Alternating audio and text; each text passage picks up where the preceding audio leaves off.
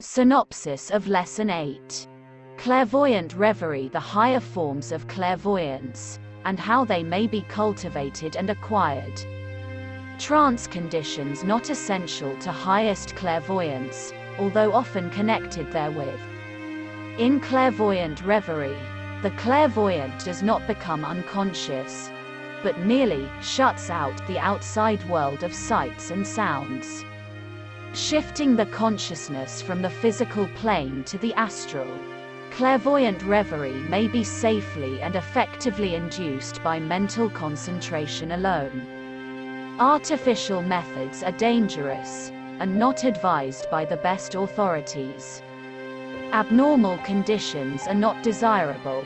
The one-pointed mind, the clairvoyant daydream or brown study, false psychic development, use of hypnotic drugs is strongly condemned. Scientific psychological methods stated and taught. The laws of attention and concentration of the mind. How clairvoyance develops by this method. The true occult instruction given fully. Lesson 8. Clairvoyant Reverie. In the preceding 2 chapters, I have asked you to consider the first 2 methods of inducing the clairvoyant phenomena, namely, psychometry and crystal gazing, respectively. In these cases you have seen how the clairvoyant gets en rapport with the astral plane by means of physical objects, in the case of psychometric clairvoyance, or by means of a shining object, in the case of crystal gazing. Let us now consider the third method of inducing the clairvoyant condition or state, i.e., by means of what may be called clairvoyant reverie, in which the clairvoyant gets en rapport with the astral plane by means of psychic states in which the sights, sounds and thoughts of the material and physical plane are shut out of consciousness. The student of the general subject of clairvoyance will soon be impressed with 2 facts concerning the production of clairvoyant phenomena, namely, 1. That in the majority of the recorded cases of the investigators the clairvoyant phenomena were obtained when the clairvoyant was in the state of sleep, or at least semi-sleep or drowsiness, the visioning appearing more or less like a vivid dream, and 2. That in the case of the clairvoyant voluntarily entering en rapport with the astral plane, he or she would enter into what seemed to be a kind of trance condition. In some cases an absolute unconsciousness of the outside world being manifested. The student, noting these facts, is apt to arrive at the conclusion that all clairvoyance is accompanied by the condition of sleep, or trance, and that no clairvoyant phenomena are possible unless this psychic condition is first obtained. But this is only a half-truth, as we shall see in a moment. In the first place, the student arriving at this conclusion seems to have ignored the fact that the phenomena of psychometry and crystal gazing, respectively, are as true instances of clairvoyance as are those which are manifested in the sleep or trance condition. It is true that some psychometrists produce phenomena when they are in a state of psychic quiescence, but, on the other hand, many clairvoyant psychometrists merely concentrate the attention on the object before them, and remain perfectly wide awake and conscious on the physical plane. Likewise, the average crystal gazer remains perfectly wide awake and conscious on the physical plane. When the student takes these facts into consideration, he begins to see that the trance condition, and similar psychic states, are simply particular methods of inducing the en rapport condition for the clairvoyant, and are not inseparably bound up with the phenomena of clairvoyance. As the student progresses, moreover, he will see that even in the case of clairvoyant reverie, the third method of inducing the astral en rapport condition, the clairvoyant does not always lose consciousness. In the case of many advanced and exceptionally well-developed clairvoyants, no trance or sleep condition is induced. In such cases, the clairvoyant merely shuts out the outside world of sights, sounds and thoughts by an effort of trained will, and then concentrates steadily on the phenomena of the astral plane. For that matter, the skilled and advanced occultist is able to function on the astral plane by simply shifting his consciousness from one plane to another, as the typist shifts from the small letters of the keyboard to the capital letters, by a mere pressure on the shift key of the typewriter. The only reason that many clairvoyants manifesting along the lines of the third method, known as clairvoyant reverie, fall into the trance or sleep condition, is that they have not as yet acquired the rare art of controlling their conscious attention at will. This is something that requires great practice. They find it easier to drop into the condition of semi-trance, or semi-sleep, than it is to deliberately shut out the outer world by an act of pure will. Moreover, you will find that in the majority of the recorded cases of the investigators, the clairvoyance was more or less spontaneous on the part of the clairvoyant person, and was not produced by an act of will. As we proceed to consider the various forms and phases of clairvoyant phenomena in these lessons, you will notice this fact. There are but few recorded cases of voluntary clairvoyance in the books of the investigators.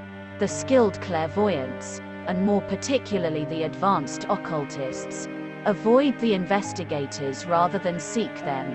They have no desire to be reported as typical cases of interesting psychic phenomena. They leave that to the amateurs, and those to whom the phenomena come as a wonderful revelation akin to a miracle. This accounts for the apparent predominance of this form of clairvoyance. The secret is that the net of the investigators has caught only a certain kind of psychic fish, while the others escape attention. All this would be of no practical importance, however, were it not for the fact that the average student is so impressed by the fact that he must learn to induce the trance condition in order to manifest clairvoyant phenomena, that he does not even think of attempting to do the work otherwise. The power of autosuggestion operates here, as you will see, by a moment's thought, and erects an obstacle to his advance along voluntary lines. More than this mistaken idea tends to encourage the student to cultivate the trance condition, or at least some abnormal psychic condition, by artificial means. I am positively opposed to the inducing of psychic conditions by artificial means, for I consider such practices most injurious and harmful for the person using such methods. Outside of anything else, it tends to render the person negative, psychically. Instead of positive, it tends to make him or her subject to the psychic influence of others, on both the physical and astral plane, instead of retaining his or her own self-control and mastery.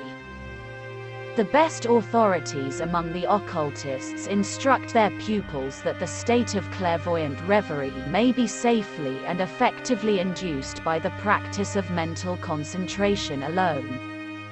They advise positively against artificial methods. A little common sense will show that they are right in this matter. All that is needed is that the consciousness shall be focused to a point, become one-pointed, as the Hindu yogis say. The intelligent practice of concentration accomplishes this, without the necessity of any artificial methods of development, or the induction of abnormal psychic states. If you will stop a moment and realize how easily you concentrate your attention when you are witnessing an interesting play, or listening to a beautiful rendition of some great masterpiece of musical composition, or gazing at some miracle of art, you will see what I mean. In the cases just mentioned, while your attention is completely occupied with the interesting thing before you, so that you have almost completely shut out the outer world of sound, sight and thought, you are, nevertheless, perfectly wide awake and your consciousness is alert. The same thing is true when you are reading a very interesting book. The world is shut out from your consciousness, and you are oblivious to the sights and sounds around you.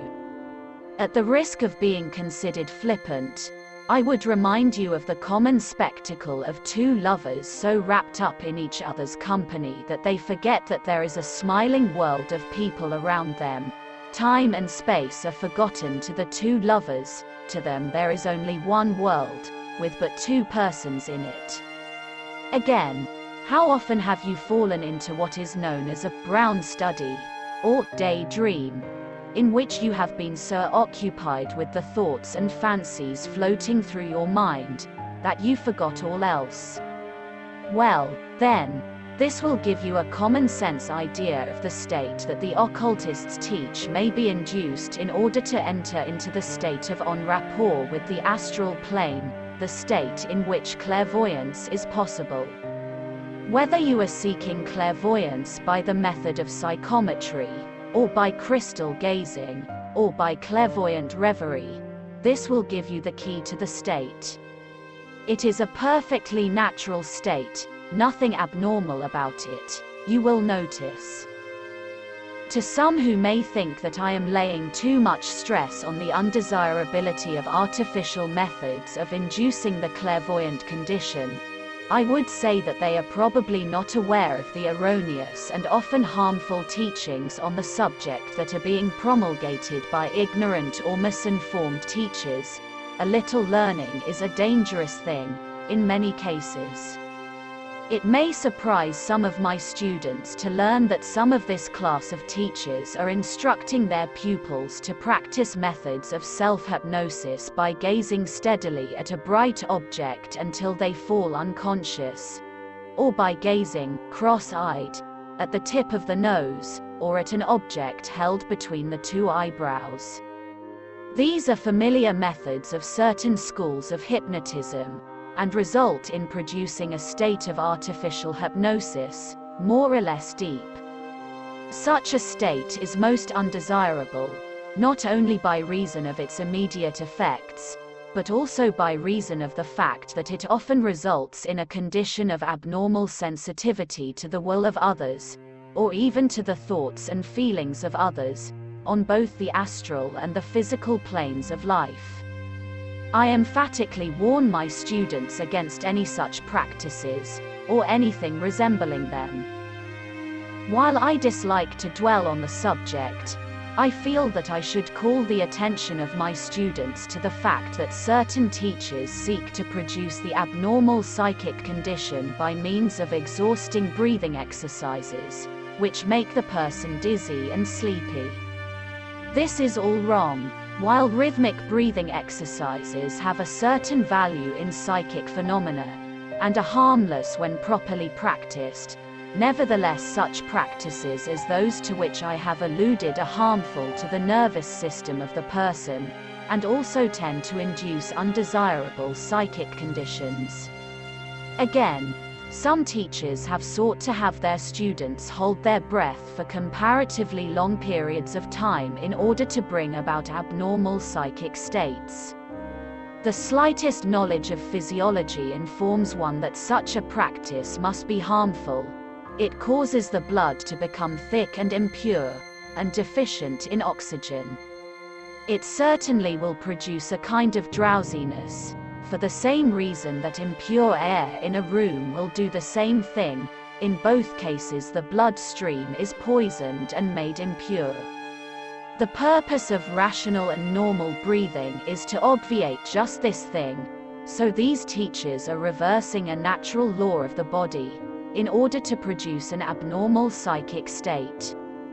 With all the energy in me, I caution you against this kind of thing. Along the same line, I protest and warn you against the practices advised by certain teachers of psychic development, who seek to have their pupils induce abnormal physical and psychic conditions by means of drugs, odor of certain chemicals, gases, etc. Such practices, as all true occultists know, belong to the clans of the black magicians, or devil worshippers, of the savage races. They have no place in true occult teachings. Common sense alone should warn people away from such things, but it seems to fail some of them. I assert without fear of intelligent contradiction, that no true occultist ever countenances any such practices as these. All the true teachers are vigorous in their denunciation of such false teachings and harmful practices. In this same category, I place the methods which are taught by certain persons, namely, that of inducing abnormal physical and psychic condition of giddiness and haziness by means of whirling around in a circle until one drops from giddiness, or until one feels queer in the head. This is a revival of the practices of certain fanatics in Persia and India, who perform it as a religious rite until they fall into what they consider holy sleep, but which is nothing more than an abnormal and unhealthful physical and psychic condition. Such practices are a downward step, not an upward one. It seems a pity that the necessity has arisen for such warnings as these, but my duty, as I see it, is very plain. To all who are tempted to develop in this way, I say, positively, don't. The scientific, rational way to develop the astral senses is to first acquire the art of concentrating.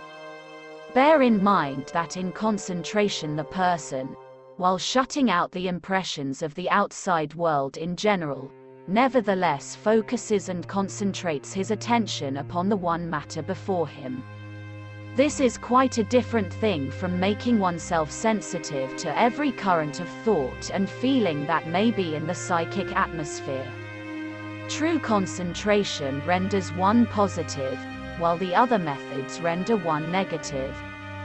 Contrary to the common opinion, psychic concentration is a positive state, not a negative, an active state, not a passive one. The person who is able to concentrate strongly is a master, while one who opens himself to control, either physical or astral, is more or less of a slave to other minds. The student who will begin by experimenting along the lines of contact mind reading, and who then advances along the lines of true telepathy, as explained in the earlier chapters of this book, will have made a good start, and considerable progress, along the road to clairvoyant development. The rest will be largely a matter of exercise and practice. He will be aided by practicing concentration along the general lines of the best occult teaching. Such practice may consist of concentration upon almost any physical object, keeping the thing well before the mind and attention. Do not tire the attention by practicing too long at one time. The following general rules will help you in developing concentration. 1.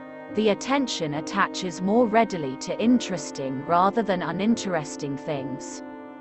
Therefore, select some interesting thing to study and analyze by concentrated thought. 2. The attention will decline in strength unless there is a variation in the stimulus. Therefore, keep up the power of concentration by either changing the object you are observing, or else by discovering some new properties, qualities or attributes in it. 3. The things you wish to shut out of consciousness can best be shut out by your concentration upon some other thing. The attention can dwell only upon one thing at a time, if focused upon that one thing. 4. The power of applying your attention, steady and undissipated, to a single object, is a mark of strong will and superior mental discipline. Weak minds cannot do this. Therefore, in cultivating concentrated attention you are really strengthening your mind and will. 5. To develop concentrated attention, you must learn to analyze, and analyze the thing upon which you are bestowing concentrated attention. Therefore, proceed by selecting an object and analyzing it by concentrated attention, taking one part after another, one by one, until you have analyzed and mastered the whole object. Give it the same attention that the lover gives his loved one, the musician his favorite composition, the artist his favorite work of art, and the booklover his favorite book. When you have accomplished this, you have mastered concentration, and will be able to apply the mind, one pointed, upon anything you wish, physical or astral, and, consequently, will have no trouble in shutting out disturbing impressions. 6. Learn to concentrate on the physical plane, and you will be able to concentrate on the astral plane as well. By the one who has mastered concentration, trances and abnormal psychic states will not be needed. The needle-pointed mind is able to pierce the astral veil at will, while the blunt-pointed mind is resisted and defeated by the astral envelope, which while thin is very tough and unyielding. A well-known authority on psychic development has well said, "Occasional flashes of clairvoyance sometimes come to the highly cultured and spiritual-minded man, even though he may never have heard of the possibility of training such a faculty." In his case, such glimpses usually signify that he is approaching that stage in his evolution when these powers will naturally begin to manifest themselves. Their appearance should serve as an additional stimulus to him to strive to maintain that high standard of moral purity and mental balance without which clairvoyance is a curse and not a blessing to its possessor. Between those who are entirely unimpressionable and those who are in full possession of clairvoyant power, there are many intermediate stages. Students often ask how this clairvoyant faculty will first be manifested in themselves, how they may know when they have reached the stage at which its first faint foreshadowings are beginning to be visible. Cases differ so widely that it is impossible to give to this question any answer that will be universally applicable. Some people begin by a plunge, as it were, and under some unusual stimulus become able just for once to see some striking vision. And very often in such a case, because the experience does not repeat itself, the seer comes in time to believe that on that occasion he must have been the victim of hallucination. Others begin by becoming intermittently conscious of the brilliant colors and vibrations of the human aura. Yet others find themselves with increasing frequency seeing and hearing something to which those around them are blind and deaf. Others, again, see faces, landscapes, or colored clouds floating before their eyes in the dark before they sink to rest. While perhaps the commonest experience of all is that of those who begin to recollect with greater and greater clearness what they have seen and heard on other planes during sleep. The authority in question gives the following excellent advice regarding the subject of the development of clairvoyant power and astral visioning. Now the fact is that there are many methods by which it may be developed, but only one which can be at all safely recommended for general use, that of which we shall speak last of all. Among the less advanced nations of the world, the clairvoyant state has been produced in various objectionable ways. Among some of the non-Aryan tribes of India, by the use of intoxicating drugs or the inhaling of stupefying fumes. Among the dervishes, by whirling in a mad dance of religious fervor until vertigo and insensibility supervene. Among the followers of the abominable practices of the voodoo cult, by frightful sacrifices and loathsome rites of black magic. Methods such as these are happily not in vogue in our own race. Yet even among us large numbers of dabblers in this ancient art adopt some plan of self-hypnotization, such as gazing at a bright spot, or the repetition of some formula until a condition of semi-stupefaction is produced, while yet another school among them would endeavor to arrive at similar results by the use of some of the Indian systems of regulation of the breath.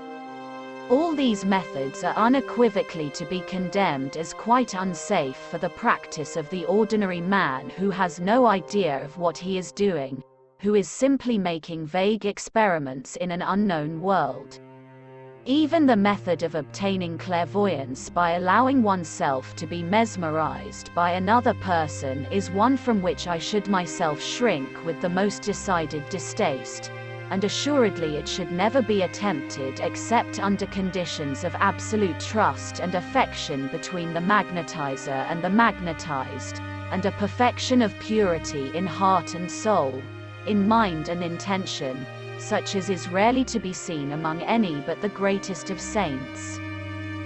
Yet there is one practice which is advised by all religions alike, which if adopted carefully and reverently can do no harm to any human being, yet from which a very pure type of clairvoyance has sometimes been developed, and that is the practice of meditation.